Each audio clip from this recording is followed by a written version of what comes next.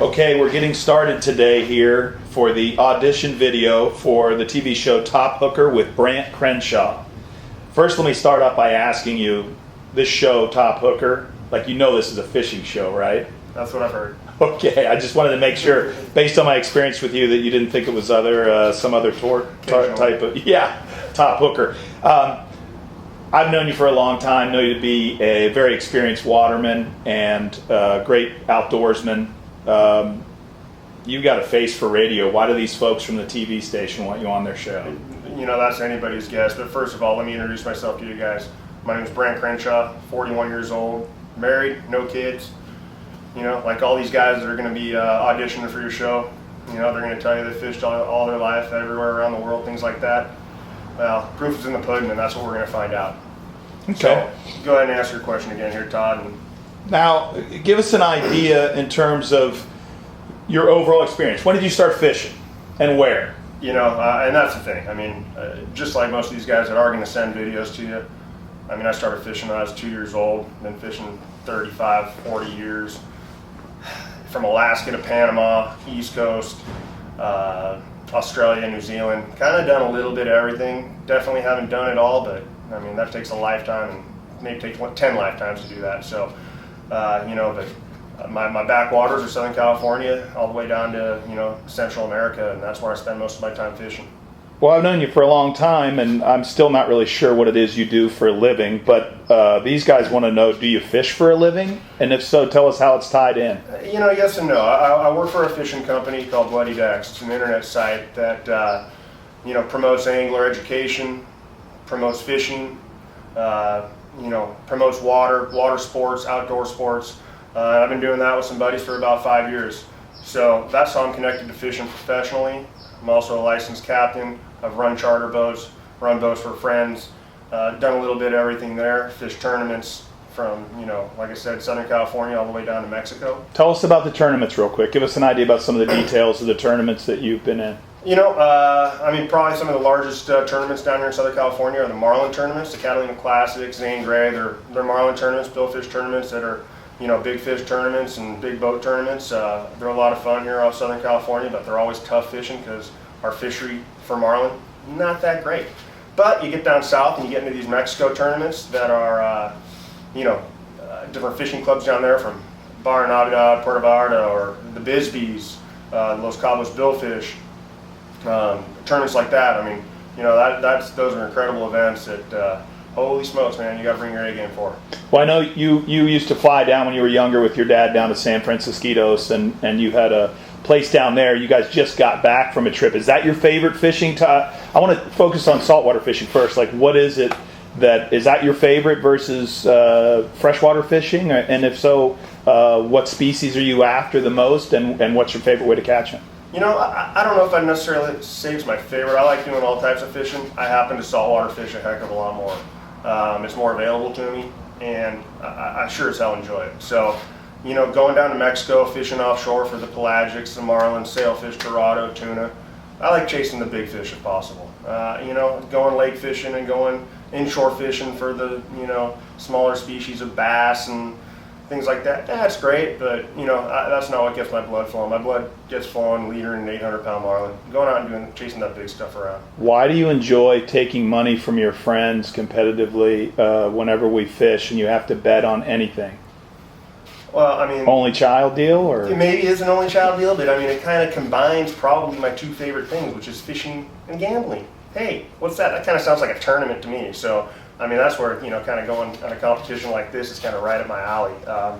You know, being able to gamble on anything is kind of my mantra, and my buddy's mantra that I go fish with. I mean, if we can go out and, you know, we're going patty fishing, we're going to pay each other $5 a patty for whoever spots a patty. If we're going marlin fishing, we're going to be paying off each other for who sights marlin. You know, I mean, it keeps everybody in the game, keeps everybody motivated. I mean, that's what you got to do out there. You got to figure out a way to, you know, stay on your A game and find fish and go kill fish, man. I mean, that's the whole part of the deal, you know. And hey, yeah, I like gambling. I like playing cards too. So, on a show like Top Hooker, these guys are going to bring a lot of people probably that are experienced tournament guys and everything else, and you know, tell these guys a little bit about why you think you could be competitive against some great guys in the industry, and also why it would be entertaining watching you do it. I mean, honestly, that's kind of my biggest fear on this show, to tell you the truth, is that I'm actually going to have to bring my A game, maybe. I mean, I don't know. You're going to bring a bunch of these guys from Florida and the Gulf that think they know how to fish. Fishing's easy over there, man. There's a ton of fish to catch, and I mean, you pull out of the harbor, you can go catch fish. Growing up in Southern California, it's a little bit tougher. I think most of these guys, I mean, that's going to be the challenge for you guys, is to actually bring some, people out there are going to challenge me, because, I mean, this is what I do. I get 100 days on the water plus a year. We adapt to all sorts of different fishing conditions, styles. It doesn't matter. I mean, the bottom line is you want to get fish on the deck and, end up with some sushi at the end of the day. I mean, that's our program. Right on. And in terms of the tournament stuff, I know you used to have your boat, the Redneck, and this was a $2 million boat with flat screen TVs and granite countertops, and all I ever saw was fish blood off of it. Maybe give us your best fishing story on your old boat, and then also tell us a little bit about like sponsorships and stuff regarding some of the competitive fishing you've done. There's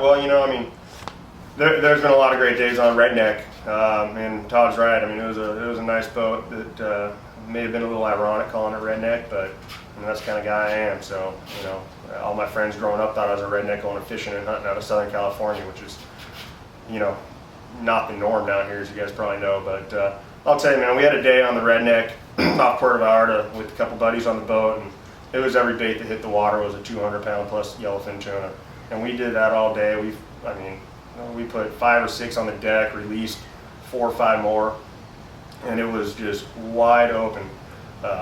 Fishing skipjack that are 5, 6, 7-pound baits for 200-300-pound fish is, I don't know, man. It doesn't get any more exciting than that, in my opinion. I mean, that's what gets your blood flowing. What's the biggest fish you ever put on the neck?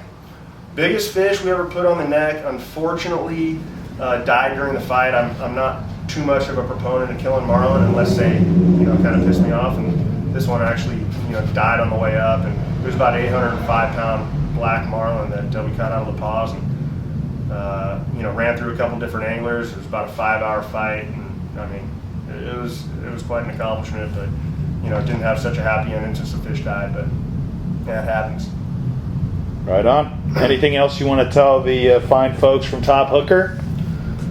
Like I said, man. I mean, when it comes down to being competitive, holy smokes! I mean, if we can bet on which Coke can a fly's going to land on first, I'll do it. I mean, that's just part of the way it goes. I mean, that's what gets my blood boiling, and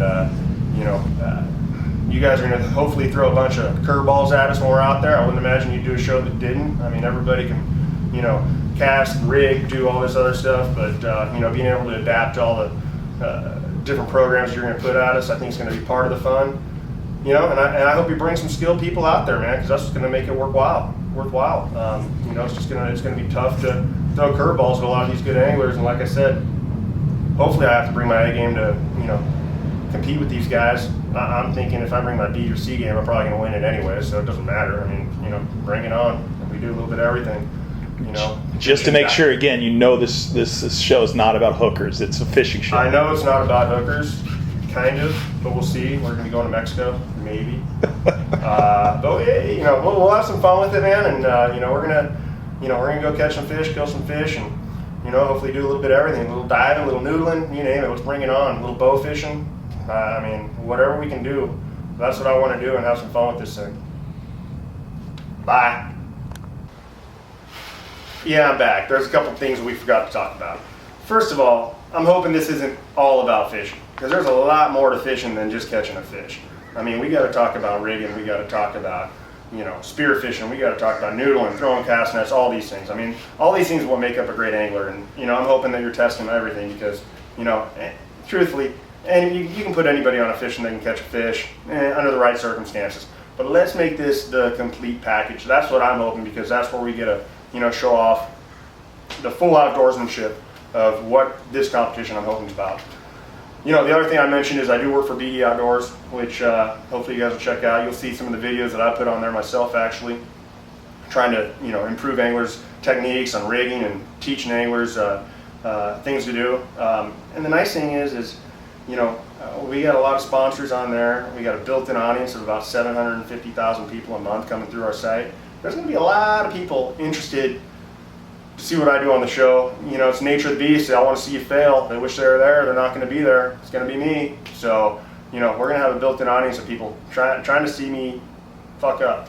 Bottom line, you know, and you're probably going to have to bleep. You're going to have to bleep me out a lot on the show. I've been very, you know, I've been on my best behavior right here. So, anyways, we got a lot of angles to cover here, and you know, I'm looking forward to getting out there and at least seeing you guys up in LA and getting a crack at meeting you all face to face and getting this thing on, man. I mean, I'm gonna be your next top hooker. I mean, that's just if I'm on the show. That's just I don't see another outcome.